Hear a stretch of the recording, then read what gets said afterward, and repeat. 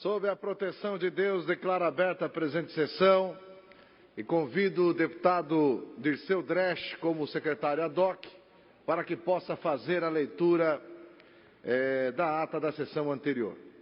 Obrigado, presidente. Boa tarde. Ata da 51ª sessão ordinária da terceira sessão legislativa da 18ª legislatura da Assembleia Legislativa do Estado de Santa Catarina, realizada em 13 de junho de 2017. Sob presidência do deputado Silvio Dresch, Mário Marcondes e Kennedy Nunes, secretarias deputado Kennedy Nunes, Dirce Radjai, Ana Paula Lima, Maurício Scudilati. Às 14 horas do dia 13 de junho, no ano 2017, nessa cidade de Florianópolis, capital do Estado de Santa Catarina, reuniu-se a Assembleia Legislativa em sessão ordinária. Havendo quórum regimental, o senhor presidente declarou aberto os trabalhos e convidou a senhora deputada Ana Paula Lima, terceira secretária, para proceder à leitura das atas das sessões anteriores que, na sequência, foram aprovadas sem restrições. Expediente distribuído na sessão. Breves comunicações. Ocuparam a tribuna os senhores deputados César Valduga, Dirceu Dresch e a senhora deputada Ana Paula Lima. Grande expediente. Neste horário, destinado aos partidos políticos, ocuparam a tribuna os senhores deputados Kennedy Nunes e Ismael dos Santos, PSD, Maurício Scudilati e João Amin, Bloco Parlamentar PP, PR, PSB, Dirceu Dresch, PT, e Serafim Venzão, PSDB. Ato contínuo. O senhor presidente suspendeu a sessão até às 16 horas.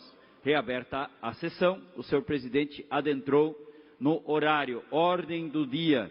O senhor presidente comunicou que a Comissão de Constituição e Justiça apresentou parecer contrário ao PL número 226 de 2016. A Comissão de Finanças e Tributação apresentou parecer favorável ao ofício 07 de 2016 e a Comissão de Segurança Pública apresentou parecer favorável aos ofícios 0330 e 0693 de 2016.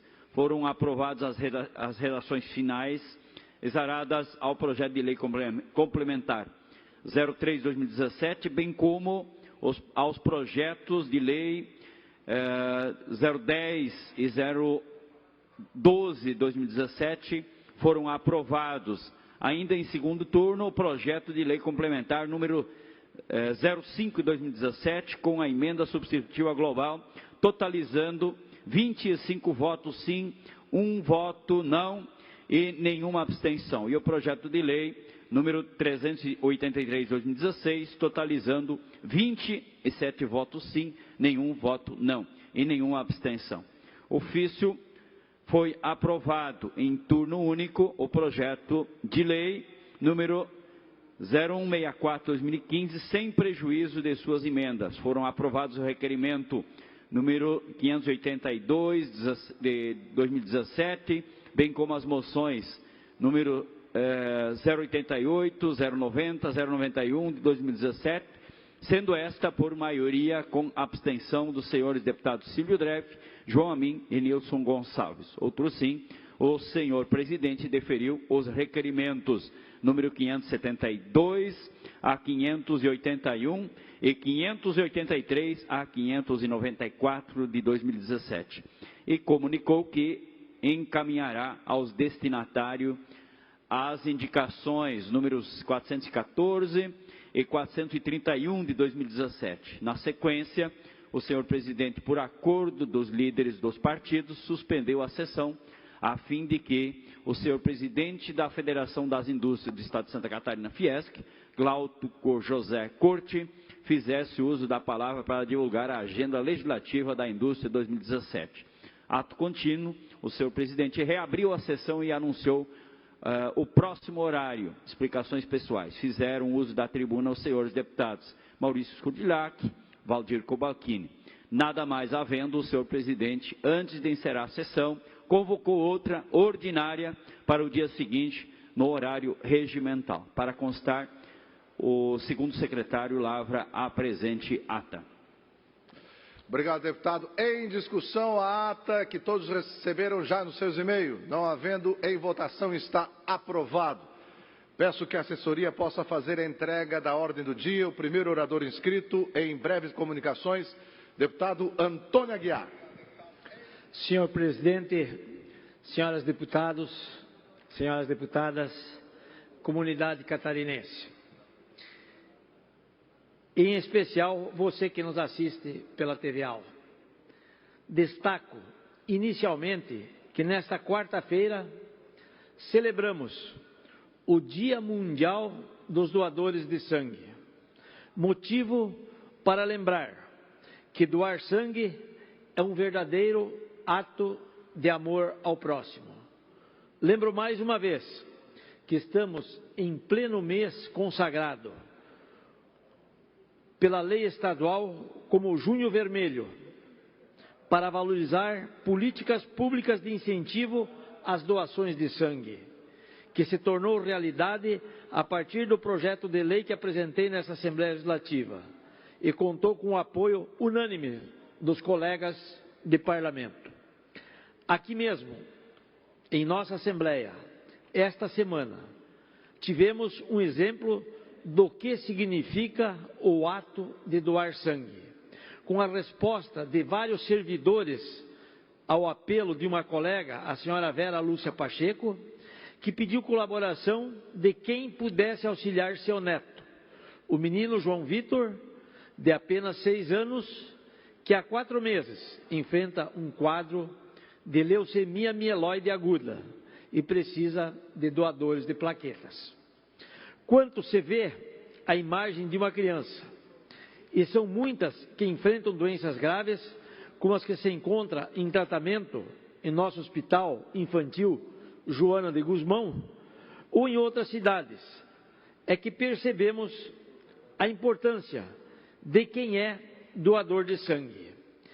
Quero também enfatizar outra ação que contou com o apoio de colegas de parlamento, respaldada pela bancada do PMDB, que avançou esta semana com a boa receptividade do governo estadual ao pleito da indústria da erva mate catarinense, que pediu a recuperação de uma política fiscal de tributação diferenciada para as vendas fora do Estado. Essa política valeu até o final do mês de março, quando o decreto de governo perdeu a validade. E por isso, as ervateiras, encontrando dificuldade de colocar o produto catarinense em condições de competitividade em outros centros de consumo da nossa erva mate, que está consagrada no chimarrão todo dia de milhões de brasileiros. Trouxe o assunto à baila, que com os nossos parlamentares encaminhamos uma indicação de solicitação à reivindicação de decreto para garantir a tributação diferenciada do ICMS. Aqui também criamos a Frente Parlamentar em Defesa da Erva Mate, que deverá ser instalada na próxima semana, com a participação de dirigentes do segmento produtivo. E é importante lembrar que este setor, que absorve uma parcela significativa de produtores rurais, está presente em grande parte de Santa Catarina e reúne 85 empresas ervateiras. Participei semana passada em Catanduvas de um encontro estadual de produtores de erva mate e discutimos as necessidades do setor. Levei o assunto ao secretário da Fazenda, Almir Gorges, e também ao conhecimento do governador Raimundo Colombo, que demonstraram boa receptividade para esse pleito. Também quero destacar, ontem participei da entrega da ordem de serviço para o início da reforma e ampliação da Escola de Ensino Professor Roberto Gran, de São Bento do Sul. Investimento no valor aproximadamente de 6 milhões de reais. Melhorias asseguradas para o prédio, ginásio e para a conclusão de mini centro eventos, em benefício de 972 alunos, que também vão ganhar mais 600 metros quadrados de área na escola.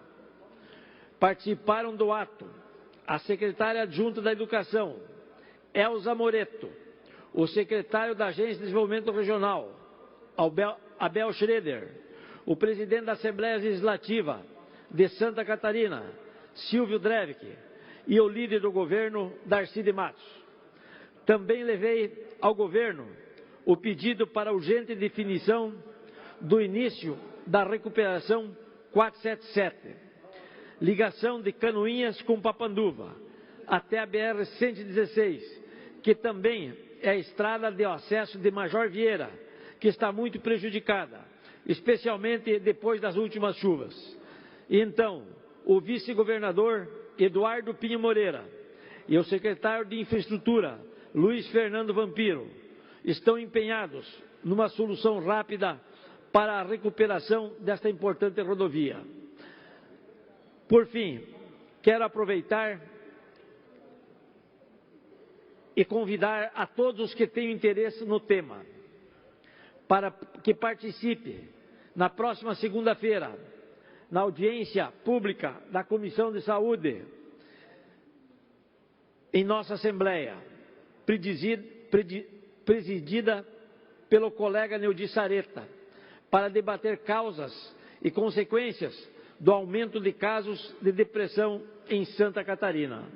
Depressão é, sim, a doença do momento, é a doença nova, aquela que está causando um estrago na saúde mental do povo brasileiro.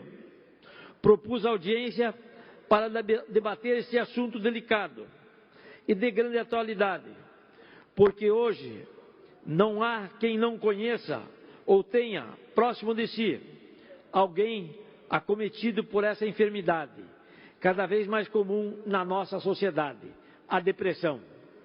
Quem sabe o que é depressão? Porque convive com a doença ou já superou a crise. Entende o quanto é uma enfermidade incapacitante e prejudicial ao indivíduo e aos que vivem em torno de quem está doente. Nós convidamos profissionais que trabalham em seu dia a dia em apoio às pessoas que sofrem de depressão, voluntários de serviços de apoio. Teremos representantes de segmentos da segurança pública que atuam em situações de emergência e que envolvem pessoas em crises depressivas. Procuramos, assim, abrir o debate para o encaminhamento em favor de pessoas para amenizar o sofrimento e de quem enfrenta a depressão, até mesmo para que se formule propostas em apoio por meio de uma legislação. Lembro que a audiência pública vai acontecer na próxima segunda-feira, às 14 horas, na Assembleia Legislativa. O nosso convite a todas as pessoas que têm interesse nesse importante tema que é a depressão. A depressão hoje está presente principalmente no meio dos trabalhadores da indústria, trabalhadores do comércio, trabalhadores da informática, trabalhadores de todos os segmentos. Essa, sim, é um pensamento nosso, para que possamos, nessa audiência pública, trazer algumas propostas que ajudem as pessoas com depressão, que faça com que as pessoas com depressão não tenham mais aquele sentimento suicida, aquele sentimento de que a vida deles não serve mais para nada. Nós temos que fazer com que haja o resgate da autoestima. Nós temos que fazer com que essas pessoas recebam o tratamento especializado, essas pessoas recebam o apoio do governo apoio da comunidade, para que possamos sim fazer com que a depressão seja uma doença que atinja menos as pessoas. Era isso, senhor presidente. Obrigado, deputado Antônio Aguiar. Próximo orador inscrito, deputado Dirceu Dresch. Vossa Excelência tem um tempo de até 10 minutos para a sua fala. Logo depois, pela inscrição, deputado César Valduga. Agora o tempo para o deputado Dirceu Dresch. Senhor presidente, a todos que nos acompanham, eu quero registrar a presença do nosso vice-prefeito Ivanor, lá de Vitor Meirelles, essa grande liderança do município que já foi prefeito, agora é vice-prefeito, ao vereador Tarcísio Boing, ao nosso secretário da Educação, também a presença de lideranças da região da Serra Catarinense, aqui o Fernando, que atua na nossa equipe do mandato naquela região, o vereador Orli, lá do município de Campo Belo, grande liderança daquele município, e também o Claudionor Macedo, que é lá de Anita Garibaldi, que atua também junto na região, junto ao mandato do deputado Décio Lima, nosso presidente estadual. Então, cumprimentar todas as lideranças presentes, é uma satisfação recebê-los aqui em nossa casa. Eu quero, senhor presidente, trazer esta tarde à tribuna um fato que me impactou bastante. Acompanhando o site de notícias Farol Reportagem, torna pública aqui uma matéria extremamente impactante, a matéria assinada aqui pelo jornalista Lúcio Lambranho, revela um fato esclarecedor. Servidores do Badesc sofriam assédio moral para liberar financiamentos para empresas que não conseguiram preencher os requisitos exigidos pela instituição financeira do governo catarinense. Investigação do Ministério Público do Trabalho provam que as práticas de assédio moral vinham sendo usadas como instrumento político partidário para beneficiar empresas.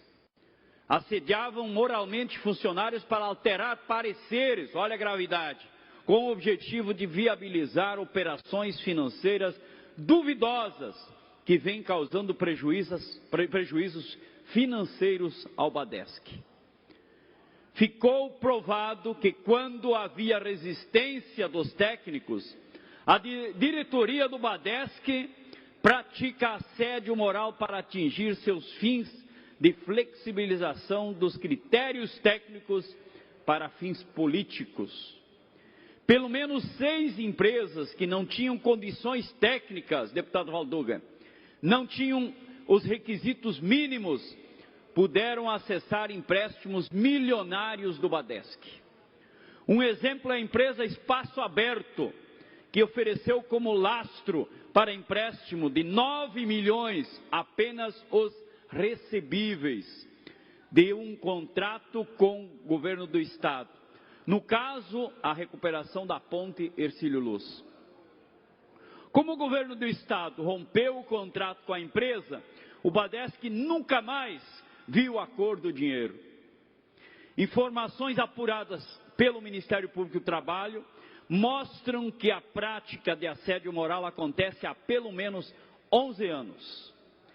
As irregularidades também são apontadas em auditorias do Tribunal de Contas e do Banco Central do Brasil, que constataram em auditorias que as empresas eram beneficiárias de operações de crédito, mesmo oferecendo garantias insuficientes ao assumirem dívidas na instituição financeira entre 2011 e 2012. Além disso, a auditoria do Tribunal de Contas verificou a concessão de empréstimos com taxas de juros inferiores às praticadas e estabelecidas em normas internas do Badesc.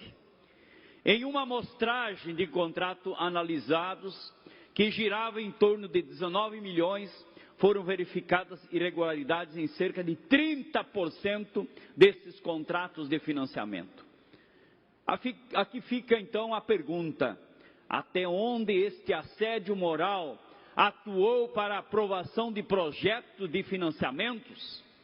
Quantas prefeituras, por exemplo, não tiveram projetos aprovados devido ao uso do rigor do BADESC, mas outras foram beneficiadas devido à prática de assédio moral?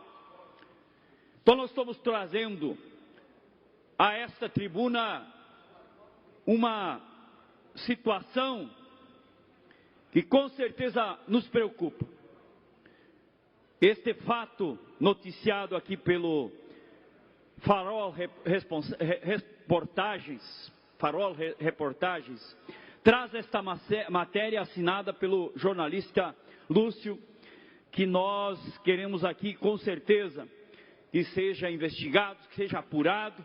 O Ministério Público do Trabalho já está apurando, a auditoria do Tribunal de Contas do Estado, do Banco Central do Brasil. Esses documentos precisam com certeza ser melhor apurado. E por isso nós, e o meu mandato, nós vamos buscar de perto todas as informações e vamos propor aqui as medidas cabíveis do que precisa ser feito para que isto não ocorra mais. Não imagina, assédio moral para liberar projetos que estão fora das regras do BADESC. Olha a situação que nós vivemos no nosso estado. Então, isto nós vamos acompanhar com certeza de bem de perto esta situação colocada aqui. Obrigado. Obrigado, deputado Dirceu Dresch. Com a palavra, deputado César Valduga, nobre deputado da cidade de Chapecó, que tem o tempo de até 10 minutos. E cada vez que eu vejo o deputado César Valduga, eu lembro do Fala, Gilberto. Nobre deputado César Valduga. Deputado César Valduga, o tempo é seu. Cumprimentar Vossa Excelência, quero mais uma vez agradecer a gentileza, cumprimentar os senhores deputados, senhoras deputadas, cumprimentar também a todos aqueles que nos acompanham via TVAL, rádio digital do nosso estado de Santa Catarina. Mas antes, senhor presidente, de entrar no tema que quero aqui apresentar aos senhores e senhoras, quero registrar duas ações que estamos encaminhando nesta casa com relação à saúde de nossa população catarinense. A primeira delas se refere à indicação de nossa autoria, que solicita ao Ministério da Saúde a inclusão dos agricultores familiares no grupo prioritário da campanha nacional da vacinação contra a influenza. Os agricultores familiares trabalham arduamente de sol a sol, sendo expostos a diversas condições climáticas que afetam a saúde e dependem do seu trabalho para garantir sua subsistência. E assim, considerando, justificamos a indicação. Deputado Kennedy, na semana passada recebi uma ligação de uma agricultora lá do município de Quilombo, e que me questionara e dissesse dessa forma: deputado, por que nós, agricultores, que trabalhamos de sol a sol, não temos muitas vezes final de semana, é chuva, frio, estamos expostos ao tempo, por que não temos também direito a essa vacina? Até naquele momento ali ia cortar o pasto para o gado, para as vacas leiteiras, e um frio enorme. E os agricultores estão expostos, portanto, às intempéries do tempo, ao clima, que muitas vezes é frio, chuva, em épocas de inverno, o sol, enfim, me comoveu.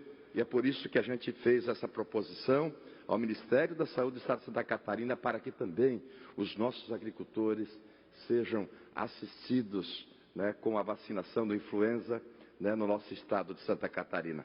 Vejo que é uma justa reivindicação daqueles que trabalham, que produzem a nossa comida, o nosso alimento, e que de sol a sol labutam e honram, portanto, com a sua caminhada, e que precisam, sem dúvida nenhuma, das políticas públicas, governamentais, tanto do Estado de Santa Catarina, como também do Ministério da Saúde, que trata sobre a vacinação contra a influenza. Os agricultores familiares trabalham, e nós, por isso que precisamos também criar essa condição. Uma outra situação, senhor presidente, que quero compartilhar com este plenário é uma moção que encaminhamos e que deve ser apreciada ainda hoje, em que apelamos ao Ministério da Saúde para a retomada do processo de compra de distribuição de teste de carga viral do HIV. O processo iniciado no ano passado foi suspenso. E considerando os baixos estoques, o Ministério publicou uma nota técnica, a 119/2017, que torna exclusiva a testagem apenas para gestantes e crianças de até 18 meses. O fato que nos preocupa e que acredito também a vários senhores e senhoras deputadas, é que o teste de carga viral é fundamental para medir a eficiência no tratamento e a referência para a manutenção ou substituição de medicamentos nesse processo.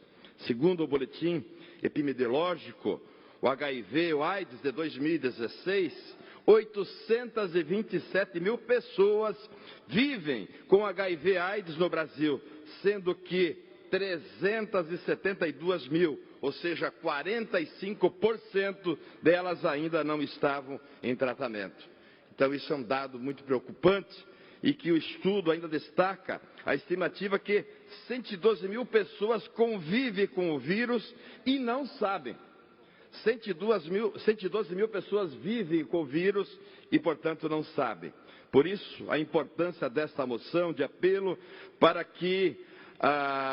o qual peço o apoio dos senhores e senhoras deputadas para que o Estado de Santa Catarina, venha a ser incluído nesse hall de prioridades do Ministério da Saúde, do Governo Federal, para atenção àqueles que portam o HIV,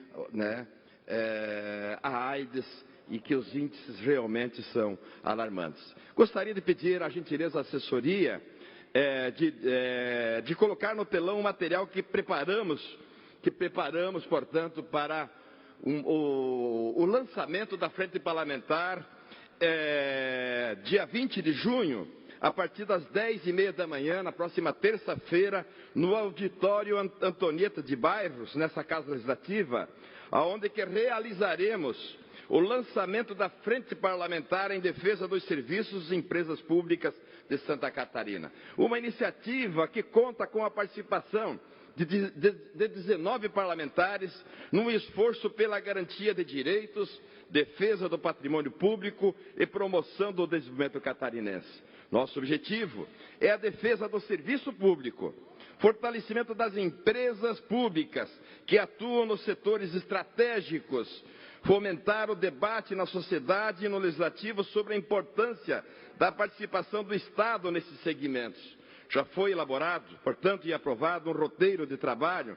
que conta com ações como a realização de estudos de constituir um grupo de trabalho com membros da sociedade civil, dos trabalhadores e do próprio governo, realizar reuniões, visitas, enfim, garantir a ampliação da participação e subsídio no Estado no desenvolvimento catarinense. E quero, então, portanto, senhor presidente, convidar os colegas parlamentares, mas que também a participação das entidades de classe do nosso Estado de Santa Catarina, também como sindicatos, servidores públicos, que nos acompanham, e que atende à necessidade de fortalecer as empresas públicas e garantir um serviço público de qualidade para que estejam conosco, portanto, no próximo dia 20, terça-feira, a partir das 10h30 da manhã, no auditório Antonieta de Bairros, onde que faremos o lançamento dessa frente parlamentar em defesa das empresas públicas do Estado de Santa Catarina. Não apenas fazer a defesa, mas, enfim, criar as condições para que as empresas públicas do Estado de Santa Catarina, Epagre, Cidasc, Celesc, Casan e tantas outras, possam cada vez mais se fortalecer nos dias de hoje, principalmente dado a inovação tecnológica que vem avançando cada vez mais. Então, nós precisamos fazer com que também essas empresas públicas se fortaleçam, com o apoio governamental, com o apoio das entidades de classe do Estado de Santa Catarina, enfim, sindicatos, né, presidente dessas entidades, como a da Celesc e da Casan, para que possamos, de uma forma conjunta, junto com os trabalhadores, junto com o governo do Estado de Santa Catarina, fortalecê-las cada vez mais, porque a Casan, para nós catarinenses, é um orgulho. Ter uma Celesc, os celesquianos do Estado de Santa Catarina, para nós é orgulho. Então, nós precisamos fortalecer, não permitindo o sucateamento para, muitas vezes, querer justificar uma privatização.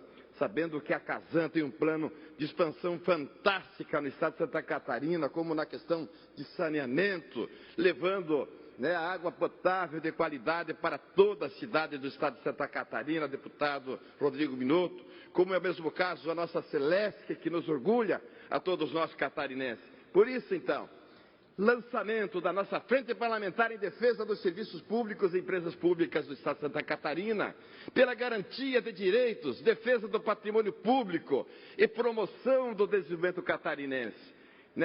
Nesse dia 20, né, nessa próxima terça-feira, né, às 10h30, tendo como local o auditório Antonieta de Barros, aqui na Assembleia Legislativa. Faço o convite, então, portanto, à população catarinense que participe, para que possamos fortalecer cada vez mais as empresas públicas do nosso Estado de Santa Catarina. Era isso, senhor presidente. Muito obrigado. Obrigado, deputado César Valduga. Com a palavra, o deputado Nilson Gonçalves, deputado da cidade de Joinville, que tem um tempo de até 10 minutos para a sua fala. Logo depois, horário destinado aos partidos políticos, conforme a lista já pré-estabelecida. Deputado Nilson Gonçalves. Obrigado, senhor presidente. Eu não vou utilizar todo o tempo, mas não poderia deixar de registrar aqui no dia de hoje uma reunião muito importante que nós tivemos no DENIT no dia de ontem e que, com certeza absoluta, é de suma importância para a nossa região, presidente Kennedy. Vossa Excelência conhece muito detalhadamente e de maneira bastante profunda o problema que nós enfrentamos na nossa BR-280, que dá acesso a algumas das nossas praias, né? Barra do Sul, Praia da Enseada, em São Francisco, Capri, Ubatuba, enfim. Eu era vereador, presidente Kennedy, e já havia uma discussão profunda sobre o problema da BR-280, que dá acesso a São Francisco do Sul. Aliás, eu morei em São Francisco do Sul, antes de vir para Joinville, e já se debatia, e já se conversava, e já se falava, e já se reivindicava a duplicação da BR-280. Tempo que eu morava em São Francisco do Sul. E eu saí de São Francisco do Sul em 1986 e fui morar em Joinville. Em 92 me tornei vereador no município de Joinville e também tive a oportunidade de, como representante da comunidade joinvilense, ajudar a discutir, debater sobre a questão da duplicação da BR-280. Vim a me eleger deputado em 99, em 98 e comecei meu mandato em 99. Foram 16 anos aqui na casa, com 4 mandatos consecutivos, e 16 anos, não teve um único ano que não se comentou, não se reivindicou, não se falou sobre a nossa BR-280. Nesse tempo todo que a gente fala, que a gente reivindica, que a gente pede, muitas e muitas, dezenas de famílias perderam seus entes queridos ali naquela fatídica BR-280.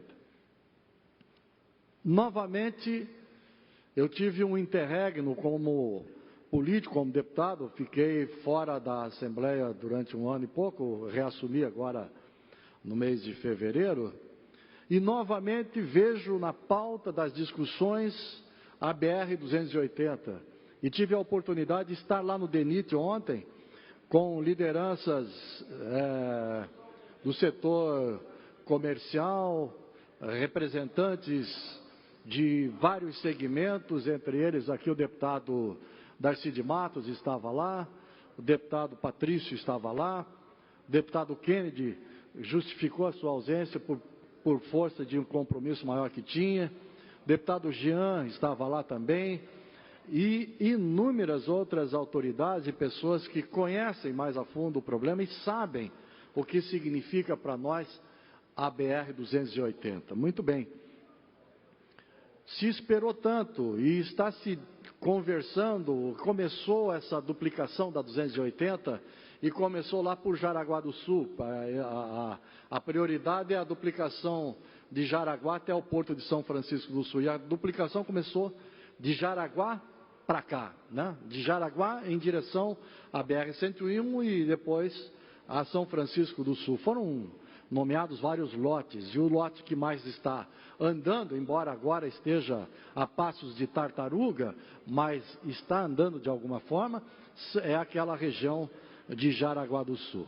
Nós não temos ainda nem projeto, não existe nem projeto, nem estudo ainda para a questão do linguado, para essa duplicação. Não existe nem estudo ainda, nem projeto para a questão da transposição do linguado que nós temos ali, próximo a Araquari. E essa discussão, esse problema, o problema da verba, vem se arrastando. Agora, com essa duplicação que começou, parou e agora está a passos de tartaruga. Inclusive, me parece, o Ministério Público está acionando o governo, etc., para saber por que é que aquilo não anda. E o lado da BR-101 para São Francisco do Sul está literalmente virgem, parado. Não tem iniciativa nenhuma, não tem nada. Os estudos que foram feitos ali já tem o problema dos índios, já começou com o problema dos índios de novo. Antes de mais nada, já tem o problema dos índios que precisa resolver. Porque não pode, aliás, naquela parte que está sendo duplicada, também tem problema indígena ali. E a FUNAI acionando o seu próprio governo, porque a FUNAI é governo, o DENIT, o Ministério dos Transportes é governo, um acionando o outro. A FUNAI não permite apenas que se faça num determinado trecho lá onde que é considerado reserva indígena, apenas a base, não é? Passou o trator, soca a terra e tal, e não pode passar disso. Tem que discutir. Então, tem uma parte lá que também vai ficar parada por conta dessa discussão de terras indígenas. Aqui em Araquari é o mesmo problema. Nós também temos algumas regiões ali que vai bater de frente com a questão indígena. E lá vai o governo brigar com o governo, porque é a FUNAI brigando com o Ministério dos Transportes, quer dizer, é governo brigando com o governo. Não é? E enquanto isso, estamos perdendo vidas e vidas na nossa fatídica BR-280. Ontem foi apresentado um projeto, o deputado Darcy estava lá, e é um dos entusiastas, e inclusive o deputado Darcy de Matos ficou responsável, inclusive, para fazer uma reunião com o senhor governador do estado, e foi definida uma alternativa, mesmo que paliativa, mas foi definida uma alternativa palpável, uma alternativa viável a curto e médio prazo, porque a duplicação é de médio e longo prazo. Eu acho que por exemplo, não vou ver essa duplicação da BR-101. Talvez meus filhos já idosos vejam e meus netos passem por ela, mas eu não vou ver, com certeza absoluta.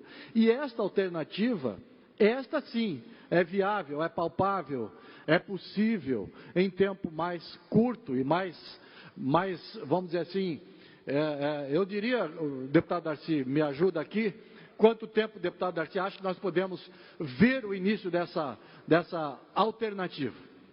Deputado Nilson, obrigado, parabéns pelo seu pronunciamento. O senhor esteve na reunião ontem à tarde, uma reunião pontual que avançou muito com o DENIT, e o senhor pode falar melhor do que todos nós, porque Vossa Excelência morou nos velhos tempos, velhos e bons tempos. O senhor morou na terceira cidade mais antiga do Brasil, a nossa querida São Francisco do Sul. O senhor começou na rádio lá. Rádio Carijós. Eu lembro que o senhor tinha uma lavanderia lá, né? Sim, depois Porto, uma lavanderiazinha, né, de navio. Então, eu acredito que no máximo no início do ano, mas positivamente a previsão é começar ainda esse ano, com recursos do governo, que poderá ser parte dos recursos do Porto de São Francisco. Uma terceira pista do trevo do Itinga até o trevo da Barra do Sul. Do Itinga até o trevo da Barra do Sul, que vai com passarelas, com rótulas e com a marginal em Araquari. E o que é mais importante, tem a verba, né? Tem a verba e nós vamos resolver a mobilidade, porque a mobilidade ali não é só mais no verão, não, Nilson. Tenta transitar ali, agora no inverno. Está um absurdo. Parabéns. E parabéns aos prefeitos. O Ademarzinho da Barra, o Cleilton de Araquari e o Renatinho, querido Renatinho, né, Kennedy? O nosso prefeito de São Francisco, exatamente. Parabéns também, deputado Darcy, pelo entusiasmo com essa iniciativa, que a gente vê agora palpável, que a gente vê que é possível, é factível, porque é uma alternativa em que pese paliativo, mas vai, com certeza absoluta, desafogar o trânsito do trevo do Itinga até o trevo de Barra do Sul, dando uma mobilidade melhor, tendo passarelas, e ali nós vamos ter com certeza absoluta, pelo menos 60%, 70% do problema resolvido. É isso que eu tinha a dizer, senhor presidente, e gostaria de me aprofundar mais nesse assunto, inclusive, mas numa próxima oportunidade farei. Obrigado. Obrigado, deputado Nilson Gonçalves. Vamos entrar no horário destinado aos partidos políticos. O primeiro partido é o PSDB, abdica da fala. O próximo é o Partido dos Trabalhadores. Deputada Luciane Carminati fará uso do tempo destinado ao Partido dos Trabalhadores. Lembrando, deputada, que nós não podemos mais fazer concessão de tempo extra quando horário de partido. Então, já falo porque ontem tive que explicar aqui e teve parlamentares que não gostaram. Então, por determinação do Departamento Jurídico, não posso conceder tempo a mais quando é horário destinado aos partidos políticos. Portanto, Vossa Excelência tem um tempo de exatos 7 minutos para a sua fala. Obrigado. Ok, obrigada, presidente. Quero cumprimentar todos os deputados, todos que acompanham esta sessão. Bem, um tempo bastante curto, então terei que fazer uma síntese das questões que eu estarei abordando. O tema da minha fala de hoje é com relação às rodovias catarinenses.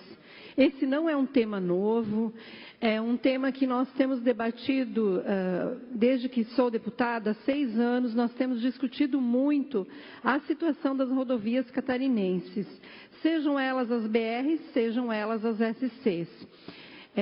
Nos últimos meses, nós participamos de audiências que aconteceram em Chapecó, chamada pelas entidades empresariais, tanto a FCDL quanto a Fiesc, abordando o diagnóstico, um estudo diagnóstico feito por essas instituições e que colocam uma situação muito grave para as rodovias do nosso estado. Bem, além disso, no ano passado ainda, nós fizemos várias ações, inclusive em Brasília, questionando o edital de concessão da 282, resultado, então, de várias ações, conversas, reuniões em Brasília, nós conseguimos duas soluções, a princípio, satisfatórias para as tentativas que fizemos. Uma é com relação à emenda da bancada catarinense, em torno de 150 milhões de reais. Depois acabamos perdendo uma parte desse recurso, houve uma pressão muito forte junto à bancada federal e nós ficamos com 80 milhões. Esses 80 milhões estão sendo utilizados, eu diria, na recuperação, na revitalização da via entre Ponte Serrada, do trecho entre Ponte Serrada e Chapecó, posteriormente até São Miguel. Bem, além disso, nós conseguimos a inclusão do traçado, estudo do traçado de concessão até a 163. Mas me chama a atenção alguns dados, informações que hoje nós obtivemos, na reunião da Comissão de Transporte e Desenvolvimento Urbano, com a presença da Fiesc, o deputado Milton Obos participou. Quanto mais a gente discute a problemática das rodovias catarinenses, mais preocupados nós ficamos. Segundo o engenheiro da Fiesc, que percorreu as rodovias entre abril do ano passado e fevereiro deste ano, a análise mostra que o estado de conservação e manutenção das rodovias estaduais catarinenses no oeste, extremo oeste, meio oeste, Planalto Serrano, norte, norte vale e Itajaí Sul, Itajaí e o Sul, tem basicamente um estado de extrema precariedade. Uma amostra que pegou, eu diria, um trecho bastante grande, de 2.478, que equivale a 40% dessas rodovias. Conforme esse levantamento, os recursos alocados para as regiões analisadas não permitem a realização de obras de preservação, de reforço de base, de fresagens da capa asfáltica, de micro-revestimento, de recuperação de obras de artes especiais, como pontes e viadutos, por exemplo, e sinalizações. No ano passado, em 2016, por exemplo, o investimento médio foi de 4,6 mil por quilômetro, o que é insuficiente para a conservação. Com isso, conclui-se que o custo da logística de Santa Catarina é um dos mais altos do país. A operação tapa-buracos deixa muito a desejar pela qualidade. Ao mesmo tempo, o governo não deveria ter como obrigação tapar buraco, mas sim fazer a manutenção permanente das rodovias. Segundo a Fiesc, a cada dólar que não é aplicado na manutenção, obrigatoriamente se gasta 2 a 3 dólares para a restauração dessas rodovias. Portanto, é muito mais barato um programa de manutenção permanente das rodovias. Outra reflexão também feita é de que não se pode aceitar agendas de obras que vêm de Brasília. Santa Catarina precisa ter uma pauta comum com prioridades definidas, unir as forças em defesa do Estado, assim como alguns outros estados fazem, que é o caso do nosso vizinho Paraná. Obra parada custa muito dinheiro. Hoje, o grande problema das obras é a gestão e a falta de fiscalização. Ainda na reunião da Comissão de Transporte, ficou evidente que os contratos são mal feitos e os projetos também. Essa, inclusive, é uma leitura que a própria Fiesc tem e as demais entidades que lidam com as obras no nosso Estado. A falta de engenheiros qualificados, de equipes completas, de fiscalização e a falta de planejamento estratégico de quais são as rodovias prioritárias que nós deveremos, então, acompanhar com programas de manutenção. Precisa, portanto, haver uma política para o transporte de carga e o escoamento da produção também, com um planejamento sistêmico integrado.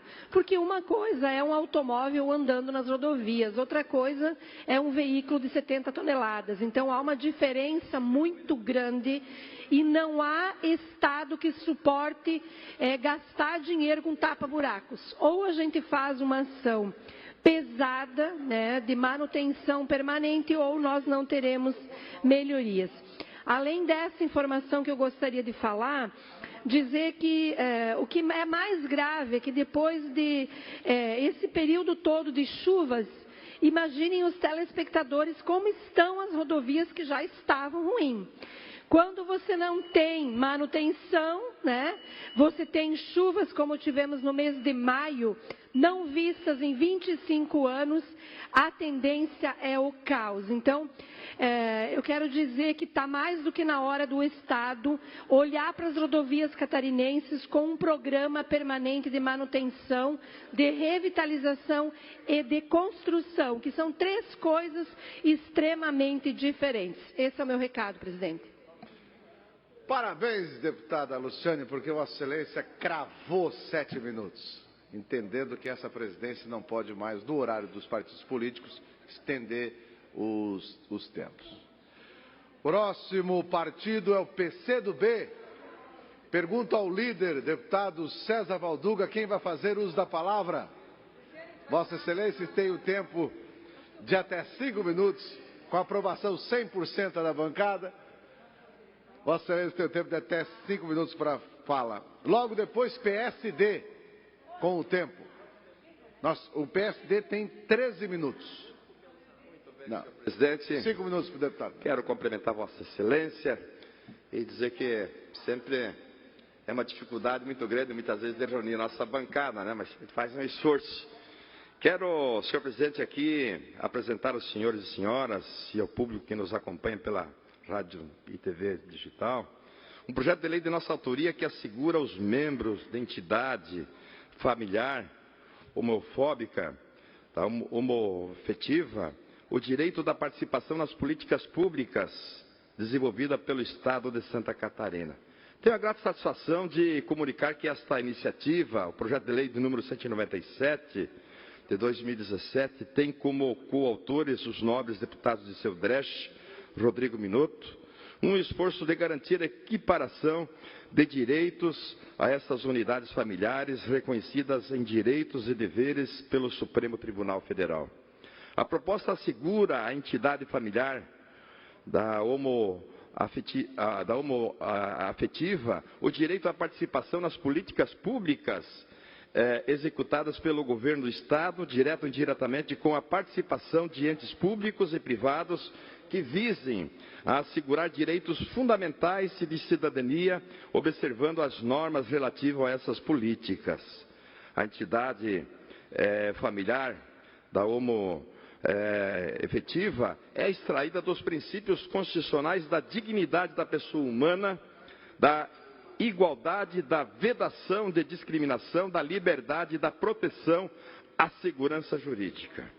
Quero também comunicar que, em solidariedade aos apelos da comunidade LGBT, eu e o nobre deputado Seu Dresch estamos encaminhando via Comissão de Direitos Humanos o pedido de desarquivamento, o qual já falamos com o líder de governo dessa casa, Darcy de Matos, para que possa proceder o desarquivamento do projeto de lei de número 315, ainda de 2013, de iniciativa do governo do Estado, que cria o Conselho Estadual LGBT. Nossa intenção é garantir espaços de debates para essa população que tanto sofre de carência de políticas e direitos. A cada 25 horas, uma pessoa LGBT é assassinada no Brasil por crime de ódio. A parcela de crianças e adolescentes que mais atentam contra a própria vida são as crianças e adolescentes LGBT, com 35% mais de chance de cometerem suicídio. Quando entramos para o campo da escola, vemos dados assustadores também.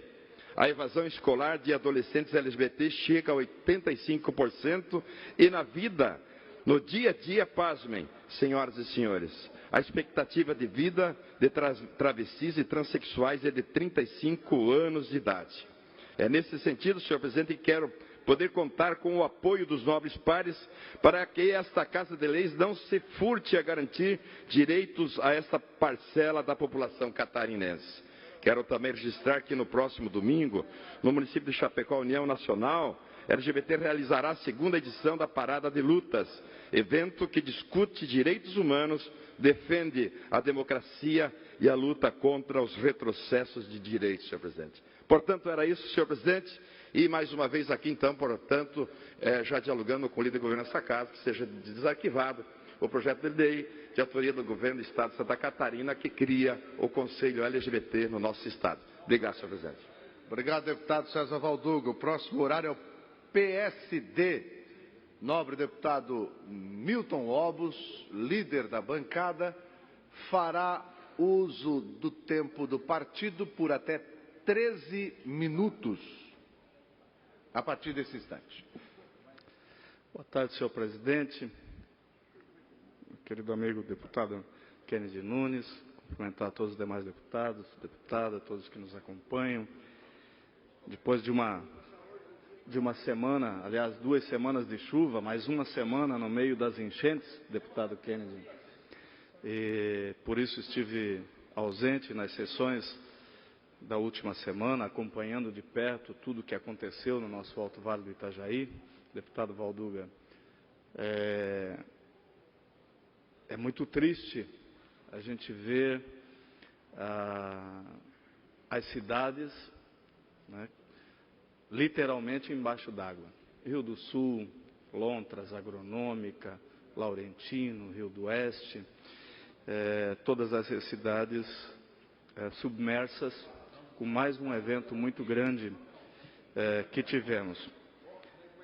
Mas aí a gente, nessas horas, o espírito solidário do povo aparece, a força de trabalho da nossa gente está presente, e por isso eu quero agradecer aqui o nosso povo laborioso e solidário do Alto Vale do Itajaí. A Defesa Civil do Estado de Santa Catarina, que fez um trabalho espetacular, não só no Alto Vale, mas em todo o Estado, que nós tivemos eventos adversos em todas as regiões do Estado, com um trabalho de informação preventiva fantástico. A operação das barragens do Alto Vale fez com que nós tivéssemos isso com dados de pluviometria, de chuva que caiu, pelo menos 2 metros a menos de água, e cidades como Itupuranga e Taió não tiveram enchente nesse evento. E se nós compararmos, e também, além da Defesa Civil Estadual, as defesas civis municipais de todos esses municípios, liderados pelos seus prefeitos, pelas suas lideranças, mas que fizeram um trabalho de orientação da população, e pouca gente, só aqueles talvez um pouco mais relapsos, que não seguiram a orientação das defesas civis dos municípios do Alto Vale, é que perderam alguma coisa. E por isso a gente viu já no fim de semana, as águas começaram a baixar na quinta-feira, e já no fim de semana, cidade como Rio do Sul estava praticamente toda limpa. O comércio já começou na sexta-feira a atender, repôs, porque todo mundo tirou tudo. Então, uma mobilização assim que impressiona a todos nós, né? Como o nosso povo se adapta às situações adversas. E por isso a importância de ter um bom trabalho de orientação para a população. Se nós não podemos evitar as catástrofes, e aqui eu tenho uns dados muito interessantes, deputada Ana Paula, Blumenau, que ultimamente não tem sofrido com as enchentes, né? Até no Alto Vale, na semana passada, algumas pessoas colocando que as barragens feitas, a usina hidrelétrica feita no Alto Vale, estavam servindo para afogar o Alto Vale e salvar Blumenau. O que é uma grande mentira, uma grande inverdade, e não tem dados técnicos que se sustentam. E daí eles diziam, mas por que Blumenau só teve a última inundação em 2008, e nós no Alto Vale tivemos 2011, 2013, 2015 e agora 2017, que foi, depois de 2011, a maior inundação. Só em 2008, naquele evento de Blumenau, deputado Kennedy, só na bacia hidrográfica de Blumenau choveu mais de 1000 milímetros. Né? Nessa vez, agora, nessas 2 semanas de final de maio e junho, choveu 375 milímetros. Essa é a diferença. Né? Enquanto que lá na bacia de Rio do Sul, quando em 2011, que nós tivemos uma inundação lá de 12,98 metros, nível da régua na cidade, que a cidade ficou toda submersa. Esse ano, pela mesma régua, foram 10,57. Em 2008, nós tivemos 590 milímetros de chuva e deu 12,98 metros, deputado Valduga. Essa vez, nós tivemos 552 milímetros e deu 10,57 metros o nível da inundação. Esses dados falam por si só. Além da eficiência da operação das barragens feitas pela Defesa Civil de Santa Catarina, deputado Darcy, nosso líder, a ampliação da capacidade das barragens, esse investimento valoroso que o governo de Santa Catarina, em parceria com o governo federal, estão fazendo em Santa Catarina, e esses investimentos não podem parar jamais. Nós temos que concluir todas as obras da bacia do Itajaí, que vão desde obras aqui na Foz do Itajaí, em Blumenau e lá no Alto Vale, além da barragem de Botuverá, que esperamos que nesse segundo semestre consigamos dar ordem de serviço dessa importante obra também, que vai proteger Brusque, Itajaí e toda a região. Então, nós tivemos um evento grandioso em termos de volume de chuva, com um efeito de catástrofe muito menor, principalmente em função das obras, da capacidade de gestão dessas obras, porque hoje o Estado tem todos os cálculos hidrológicos de cada rio de contribuição e consegue fazer dentro da bacia de 5.700 km² da bacia do Alto Vale do Itajaí, consegue fazer essa gestão. Então, aprimoramentos que vão dando certo. E aí você tem tantas consequências, né? Empresas que não foram afetadas, que não tiveram água, residências que não foram afetadas, que não tiveram água, mas que também as pessoas não conseguiram produzir, não conseguiram nada fazer, e o prejuízo é muito grande, porque as pessoas ficam ilhadas, não conseguem trabalhar, as pessoas não conseguem deslocamento, então todo mundo perde numa catástrofe dessa. Eu falo sempre, estamos lá fazendo o projeto de abertura da calha do rio Itajaí, de Rio do Sul a Salto Pilão, conforme recomendação do projeto JAICA, com o canal extravasor, para que você possa controlar essa vazão do rio também, por causa dos municípios ajusantes, né, do Médio Vale, Blumenau, etc. E essa obra, ela está prevista a um custo estimado de mais ou menos 300 milhões de reais. São 21 quilômetros de abertura de canal, retirada de rasos, construção do canal extravasor. E daí muitas pessoas dizem assim, mas essa obra nunca vai sair, porque ela é muito cara. E eu digo isso e reafirmo, essa obra é muito barata. Ela é muito barata se considerarmos o efeito desastroso, economicamente falando, de uma inundação de proporções tão grandes como nós estamos vivendo. Nós não podemos deixar essa herança maldita, deputado Maurício Kudelak, para os nossos filhos, para os nossos netos. Esses investimentos estratégicos em prevenção e organização da proteção da vida do cidadão catarinense devem ser continuados. Não importa o governo que virá. E nós temos que estar aqui vigilantes, atentos, para que tudo isso que em 4, 5 anos que o governo Raimundo Colombo está fazendo possa ser concluído. Nós temos planejado que até o ano que vem, quando se encerra o governo Raimundo Colombo, praticamente, deputado Darcy, estarão conclusos. Se algumas obras não estarão concluídas, ou algumas não poderão ser iniciadas em função da condição econômica e orçamentária do país e do Estado, mas pelo menos nós devemos deixar tudo licenciado, pronto, e estarmos unidos para cobrar que isso tudo aconteça. Eu concedo uma parte ao meu colega deputado Darcy de Matos, líder do governo, e depois meu amigo deputado Maurício Kudelak. Obrigado, deputado Milton, parabéns pelo pronunciamento. Todos nós temos a convicção do excepcional trabalho que Vossa Excelência realizou, liderado pelo governador João Raimundo Colombo, as obras que foram feitas de contenção de enchente no Médio e Alto Vale, de prevenção, com utilização de ponta, com recursos do Estado e parceria com o governo federal. Aliás, você não consegue tocar nenhum grande projeto se não tivermos parcerias. né? E nós tivemos enchente, mas as enchentes poderiam ter uma dimensão muito maior. Portanto, o senhor está de parabéns, o governo está de parabéns, a comunidade, né, de cabeça erguida, enfrentando, e com certeza haveremos de concluir as obras e, ao longo do tempo, haveremos de buscar formas e meios de acabar com essas enchentes que trazem um transtorno muito grande e profundo para as famílias catarinenses, lamentavelmente. Obrigado, deputado.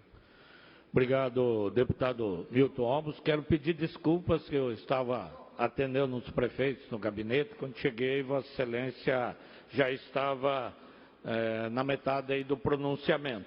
Mas, como eu sei do trabalho que Vossa Excelência tem feito pelo Alto Vale para minimizar o problema das chuvas, não sei se esse assunto foi abordado. Ontem eu recebi, li todo ele, um manifesto de repúdio e esclarecimento sobre as agressões ao povo indígena em face da Barragem Norte. E aqui é um relatório reclamando que não foram cumpridos acordos, nem tudo que foi acertado com o povo indígena lá foi cumprido. Até para conhecimento, Vossa Excelência, que está acompanhando esse processo todo, tem 498 assinaturas esse manifesto. Eu recebi também. Exato. Então, só para indagar Vossa Excelência, se não é sobre o assunto, que pudesse para nos esclarecer a respeito desse assunto aí. Não terei o tempo suficiente para esclarecer. A comunidade indígena ela tem muita razão no que ela cobra, né? Eu participei de toda a condução da maior parte dos acordos firmados de 2013 para cá, junto com o governo federal, com o governo do estado.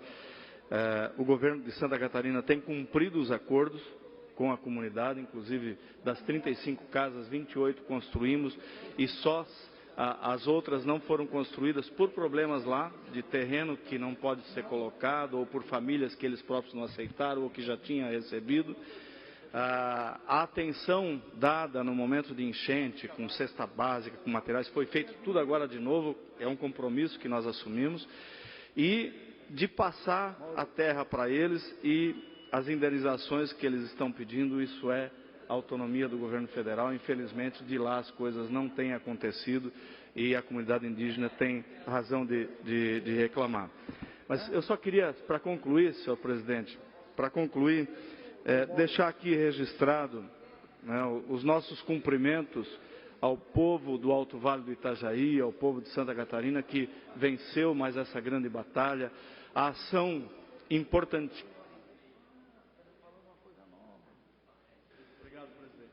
Deputado Milton Obos, eu não posso dar mais tempo. Pela ordem, deputado Darcy. Senhor presidente, o senhor está rígido na condução da sessão? É determinação jurídica somente no horário dos partidos políticos. Bem, presidente. Senhor presidente, eu queria propor aqui, me parece que já há precedentes, uma questão de encaminhamento. Me parece que nós não estamos, agora são 15 e 25, nós não temos mais nenhum partido inscrito. Temos sim, senhor deputado. Nós temos? Então eu estou com a minha informação errada, senhor presidente. Próximo horário é o bloco parlamentar PP, PR, PSB, pelo tempo de até 13 minutos. Faço pergunta a quem quer. Deputado Maurício Kudilac vai fazer uso.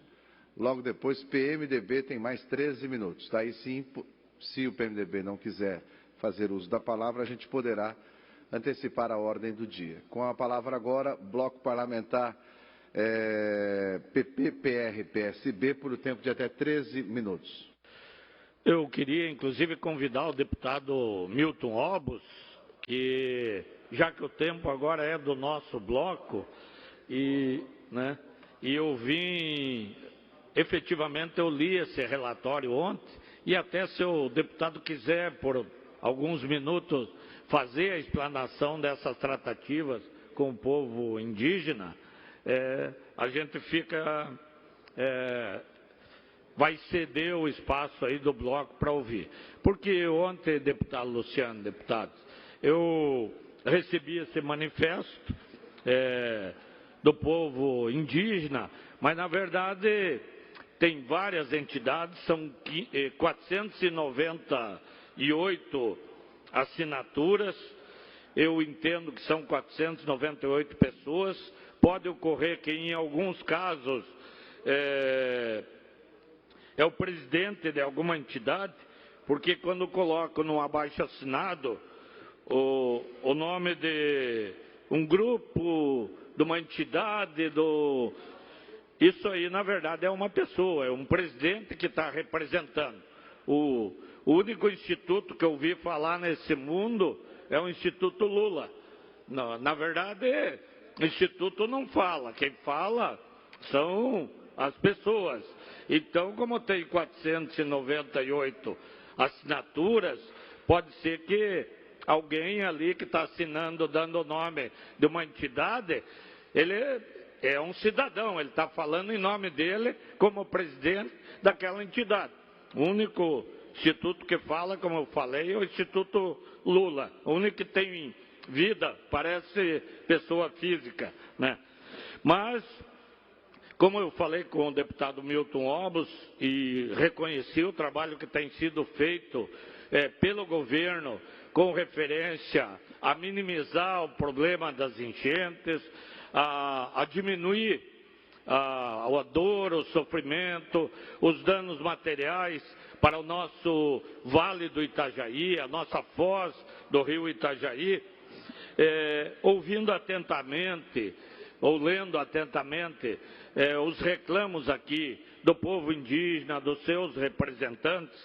Acho que agora que nós estamos num momento que não é de enchente, é o momento oportuno para se sentar com essa população, com esses atingidos, e ver o que nós precisamos fazer para resolver os problemas, para evitar que chegue novamente um período de chuvas e os índios que estão afetados, que fizeram um acordo junto à Procuradoria Federal, junto à Secretaria de Defesa Civil, junto ao Ministério, e não tem esse acordo cumprido, não tem os seus direitos atingidos, claro que ir lá, como diz, ocupar a barragem quando não há necessidade, ninguém vai perceber.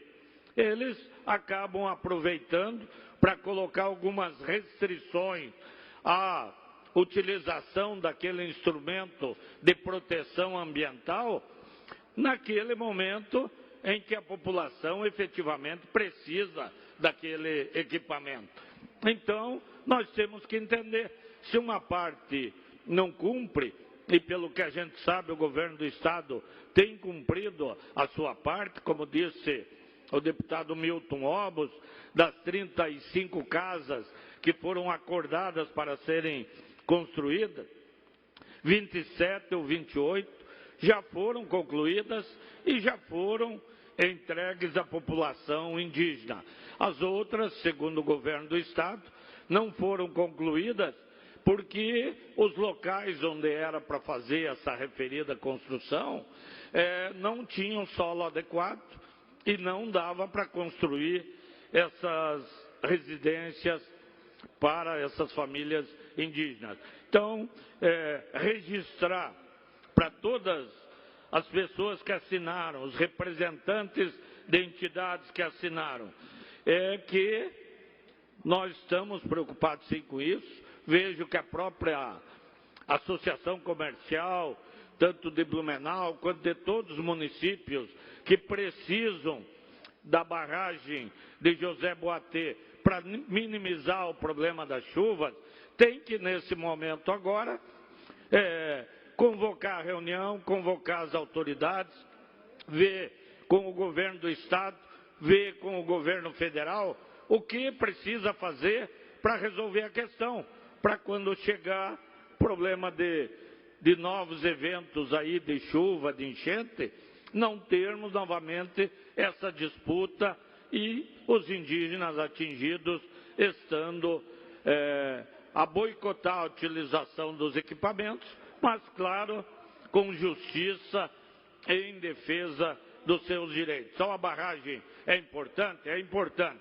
É importante para toda a população do Vale do Itajaí, é importante.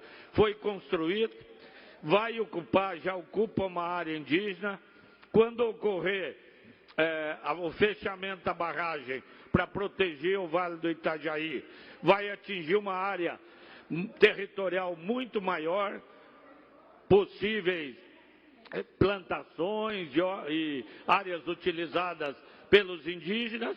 Então, vamos fazer um tratamento, um cumprimento das obrigações para que todos fiquem protegidos. É uma área indígena, eles exigem a titularidade dessas terras. Não vejo dificuldade do governo federal fazer essa legalização. Eles alegam que nem todos os impactos ambientais foram estudados. Tem que ver se efetivamente isso foi feito, acordos e convênios, enfim, toda essa exposição. Então, entendo que é necessário, deputado Valduca, que se aproveite o momento agora que não está chovendo para arrumar o telhado, porque depois, na hora da chuva, é mais complicado. Então, tem que resolver agora para que nós não tenhamos futuros problemas. Acho que a defesa civil do nosso Estado avançou muito, né? Tem como minimizar os problemas de enchente. Esse último período de chuva foi muito forte, muito maior do que em outras oportunidades, onde tivemos danos maiores. Então, se efetivamente o que está sendo feito está surtindo efeito, vamos manter e vamos melhorar essa questão. Então, é muito importante e eu entendo, senhor presidente, que é o momento adequado para resolver a questão. Não vamos deixar chegar uma nova calamidade. Se Defesa Civil, seu governo do Estado, se essas lideranças dessas entidades quiserem fazer, entendo que até a Assembleia pode fazer uma audiência pública, discutir esse assunto, junto com a Associação Empresarial de Blumenau e com toda a população, para que tenhamos, sim, solução dessa questão. Obrigado, senhor presidente. Obrigado, deputado que falou pelo bloco. PMDB, abre mão. Vamos passar ao final da ordem, do tempo dos partidos, vamos passar para a ordem do dia. Essa presidência comunica que a Comissão de Constituição e Justiça apresentou parecer contrário para o projeto de lei número 69/2014, do deputado Neudi Sareta, do deputado Jean Cumo, o projeto de lei 107/2016, da deputado Manuel Mota, o 118/2017, e ainda do deputado Antônio Aguiar, parecer contrário da CCJ para o projeto 290/2016. Tem parecer contrário também da CCJ para entidades no ofício 495 de entidade social. Votação da redação final do projeto de lei 5/2017, que altera a resolução da Casa. Em votação de redação final, os deputados que concordam permanecem como estão. Está aprovada a redação final também do projeto de lei 164/2015, que autoriza a alienação de imóveis no município de Joinville. Em votação, redação final. Não havendo quem queira se manifestar, está aprovado. Votação também, redação final do projeto de lei número 383, do deputado João Amin, que estabelece obrigatoriedade na colocação de obra pública paralisada de placa contendo exposição dos motivos de interrupção. Em discussão, não havendo em votação, redação final, está aprovado. Em discussão e aprovação, pedindo informação número 58, do deputado Neudi Sareta. Em discussão e votação, está aprovado. Em votação, moções do deputado César Valduga, número 92. Em discussão, não havendo em votação, está aprovado. A deputada Ana Paula, moção número 93, em discussão, não havendo em votação, está aprovado. Deputada Ana Paula, ainda moção 94, em discussão, não havendo em votação, está aprovado. Essa presidência comunica que defere os seguintes requerimentos. Requerimento 595 do deputado Nilson Gonçalves, 596, deputado Marcos Vieira. A deputada Ana Paula Lima, 597, 598. Deputado Serafim Venzon, 599. Requerimento 601, deputado Mauro de Nadal. Deputado Antônio Aguiar, requerimento 602 e 603. Do deputado Nilson Berlanda, o número 604. Deputado Padre Pedro Baldiceiro, o requerimento número 605. E ainda, deputado Neudi Sareta, o requerimento número 606.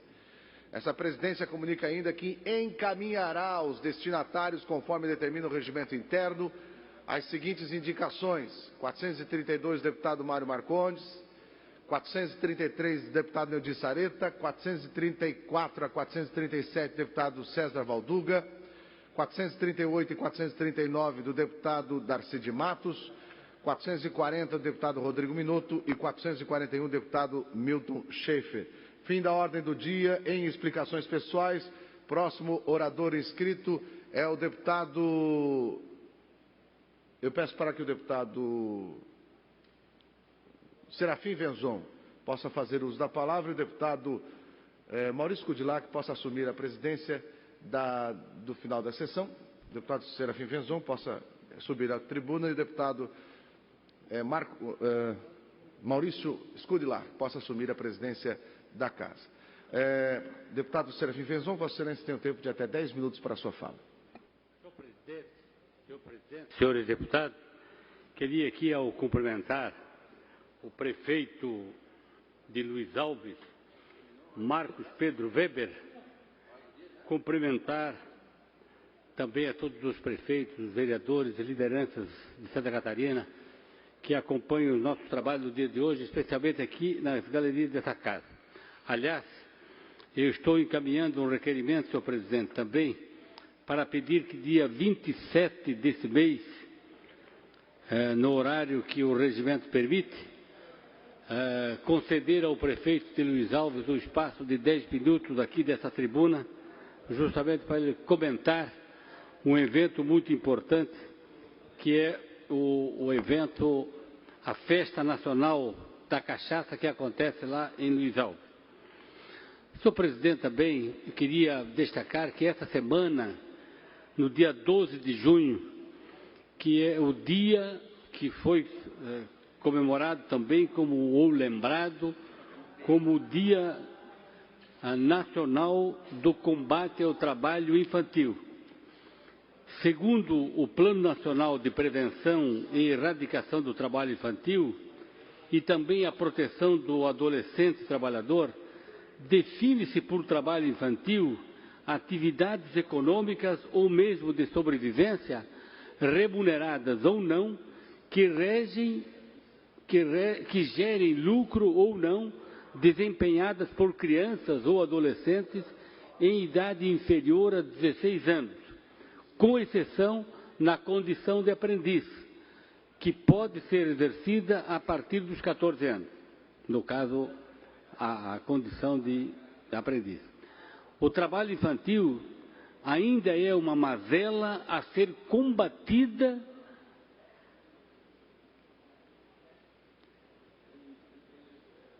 no Brasil, que o que se almeja é a sua erradicação, que como direito ferido incide diretamente sobre os outros direitos fundamentais, como o acesso à educação, a brincadeira-lazer e a segurança, deixando as crianças e adolescentes expostos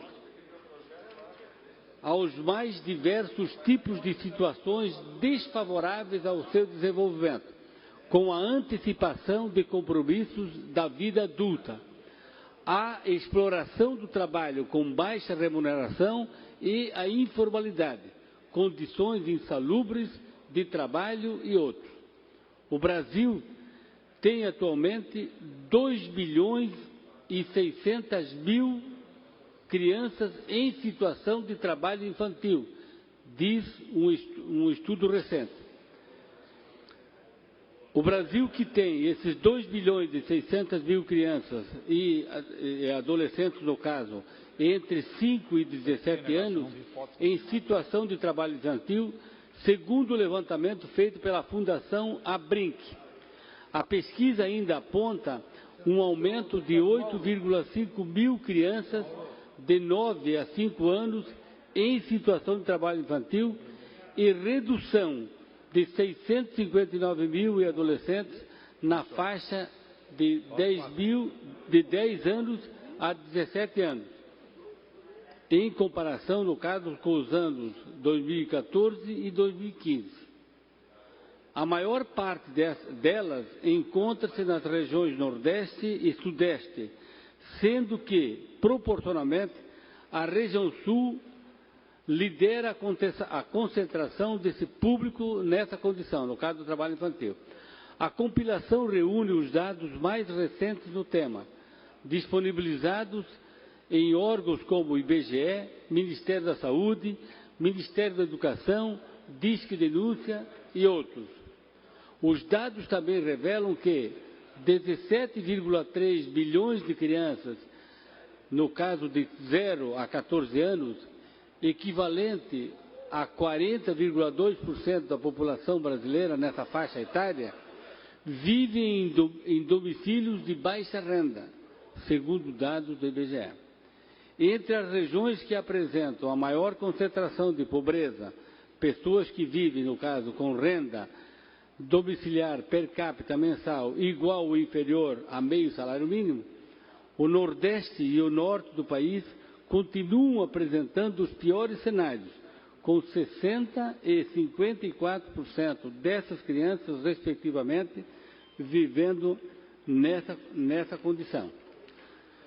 Dados do IBGE ainda revelam que Santa Catarina, que ocupava o segundo lugar no ranking dos estados com maiores taxas de trabalho infantil, passou para o 8º lugar.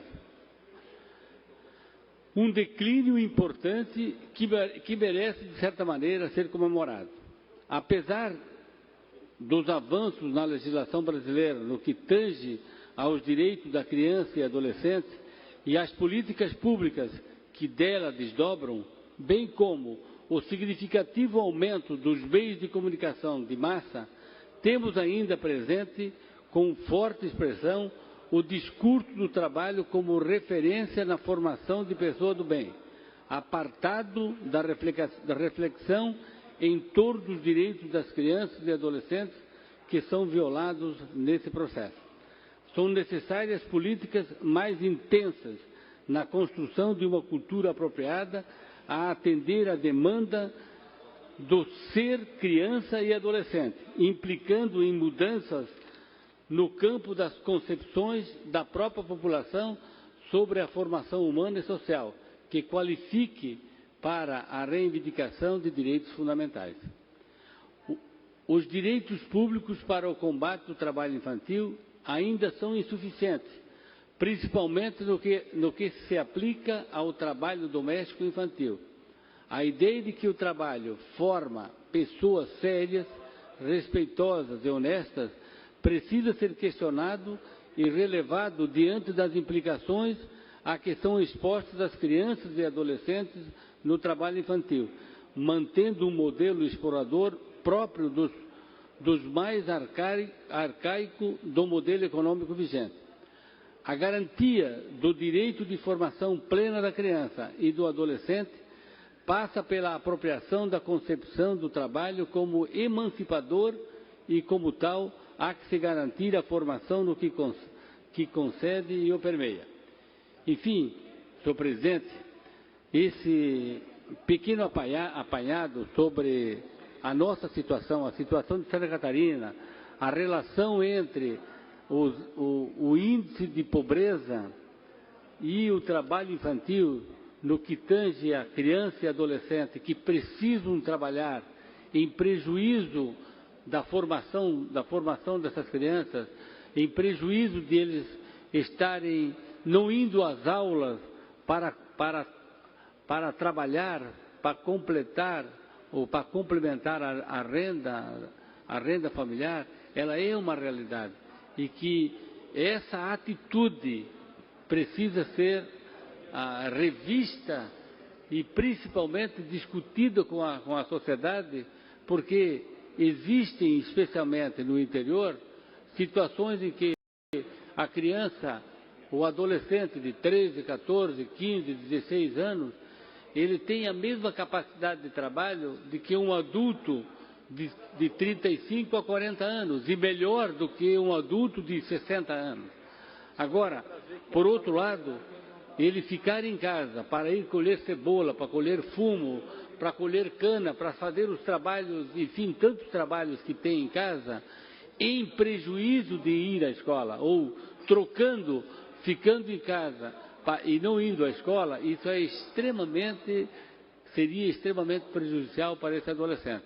Agora, por outro lado, o período que ele vai à aula e ter um período, algumas horas que ele possa ajudar a família, também não vejo tanto prejuízo.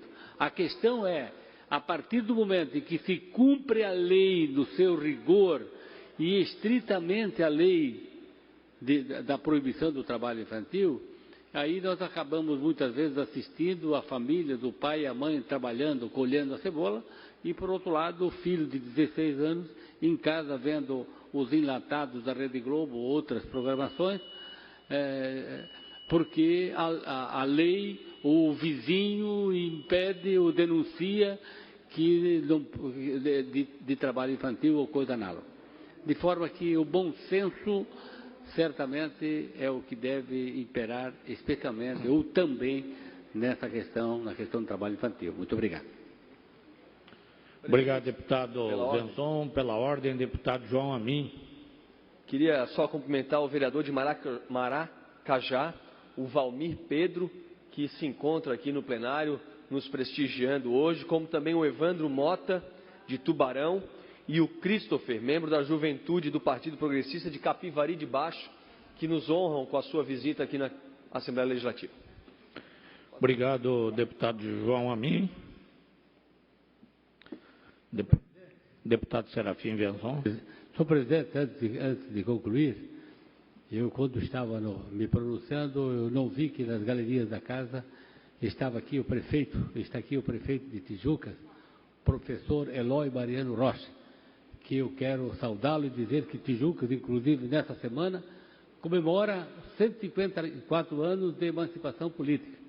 E hoje caminha aqui nessa casa, lá com o Palácio do Governador, trazendo inúmeras reivindicações de ações importantes que ele, a Câmara de Vereadores e que o próprio governo deseja fazer lá em Tijucas. Então, nossa saudação especial ao prefeito.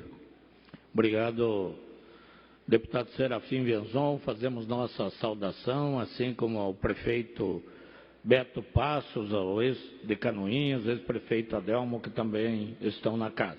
Não havendo mais oradores inscritos, essa presidência, antes de encerrar a sessão, convoca outra especial para segunda-feira, às 19 horas, em homenagem aos 21 anos de fundação da Cinemateca Catarinense. Está encerrada a sessão.